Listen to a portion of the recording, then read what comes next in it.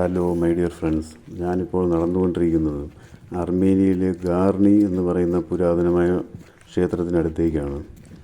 Armenian തലസ്ഥാനമായ യെരവാനിൽ നിന്നും 30 kilometre സഞ്ചരിച്ചാൽ ഗാർണി എന്ന് പറയുന്ന വില്ലേജിൽ എത്തിച്ചേരാൻ കഴിയും. ഈ ഗാർണി വില്ലേജിലാണ് AD 77 നിർമ്മിക്കപ്പെട്ട ഗാർണി ക്ഷേത്രം സ്ഥിതി ചെയ്യുന്നത്.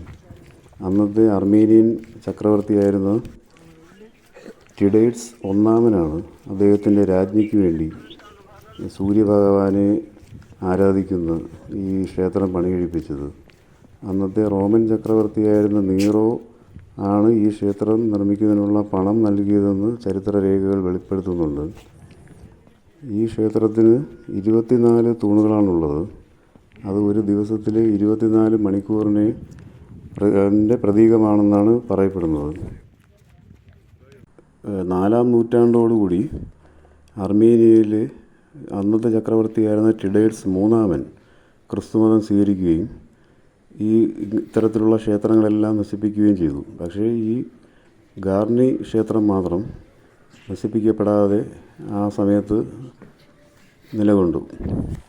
അവസാനം 16-ാം നൂറ്റാണ്ടിൽ 1679 ഒരു ഭൂകമ്പത്താൽ ഈ ക്ഷേത്രം നശിക്കുകയും തകരുകയും പിന്നീട് 1300 വർഷങ്ങൾക്ക് ശേഷം 1970-കളിൽ ഇത് വീണ്ടും ഇന്നത്തെ രീതിയിൽ പുനർനിർമ്മിക്കുകയും ചെയ്യപ്പെട്ടിട്ടുണ്ട്.